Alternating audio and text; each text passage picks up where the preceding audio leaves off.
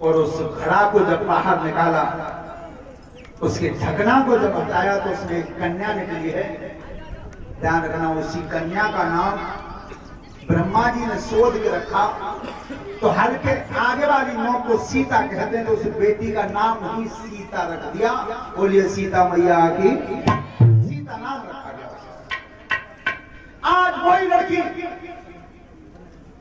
जिसके ऊपर स्वयंवर कराया गया महाराज जनक जी के यहाँ, संसार के बड़े बड़े सम्राट, बड़े बड़े राजा सबको न्योता दिया गया। वो न्योता विश्वामित्र के पास भी था। तो विश्वामित्र ऋषि भगवान राम और लक्ष्मण के साथ आए हैं। और जब गुरुजी पूजा के लिए बैठे हैं, तब कहा कि बेटा राम, अब तुम पुष्प वाटिका में चले जाओ और पुष्प तोड़ लाना मेरी पूजा के लिए। आज जिस पुष्प वाटिका में भगवान श्री राम और लक्ष्मण जी गए, ध्यान रखना, उसी बाग में सीता जी आई हैं सहेलियों के साथ। तो ध्यान रखना, मन का वर्ण तो वही हो गया था बाग में, मन का वर्ण वही हुआ कि सीता जी ने नजर भर के देखा भगवान राम को, और भगवान श्री राम ने देखा है सीता जी को।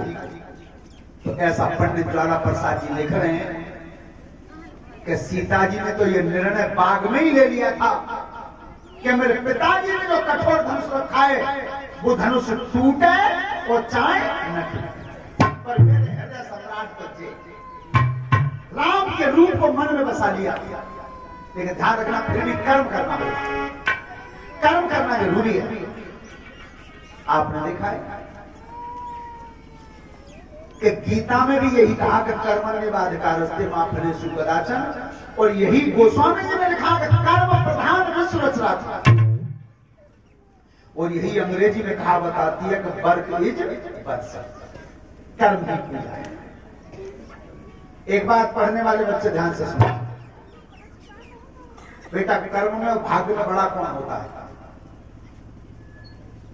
कर्म बड़ा होता है। कर्म में वो बल होता है, वो भाग्य को भी बदल देगा। लेकिन कर्महीन क्या कहते हैं कि हमारे तो भाग्य में यही लिखो है।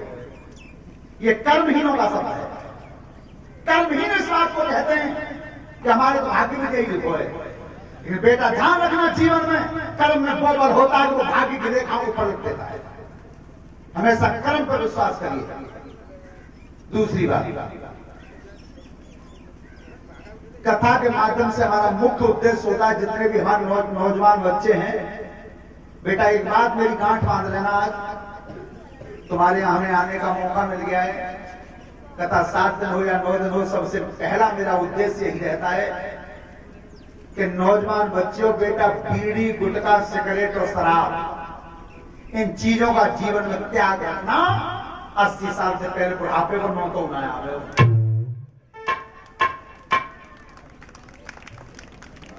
नौता भी नहीं है। पर कारण क्या है? दुख तो तब होता है जब 16-16 साल के बालक पूरे दिन में 20-20 गुटखा खा जाते हैं, रात में मुंह भर के सो जाते हैं। बेटा शराब वो चीज है कि सबसे पहले आज के समय में तुम डॉक्टरों के परीक्षण को पढ़ के देख लो, किडनी को समाप्त कर देती है 5 साल के भीतर। 5 साल के भीतर खत्म है शरीर। बेटा गांव में जाके देखियो, बड़े बूढ़े वही जिंदा बैठे, तरह के पहुंचने के कड़े नहीं मिले बाजार में। खेत के मेड़ में बैठ गए तो पता चलो 3 किलो गाजरी खाए गए। कोलू चलते, एक डोई में 5 किलो रसवा को न चलनी लगाई न छानो, 5 किलो पी गए। ये कह रहे हैं हमारे चेला के झूठ बोल रहे हो। झूठ नहीं बोल रहे हैं, वही तो सब बड़े बूढ़े ना बेटे, पूछ लियो। सही बता रहे, मैंने स्वयं अपनी आंखों से देखा है। आधी किलो मिठाई को डेढ़ हाथ में धर के पता चली 2.5 किलो मिठाई पी गए। ध्यान रखना, वो क्षमता कहां चली गई?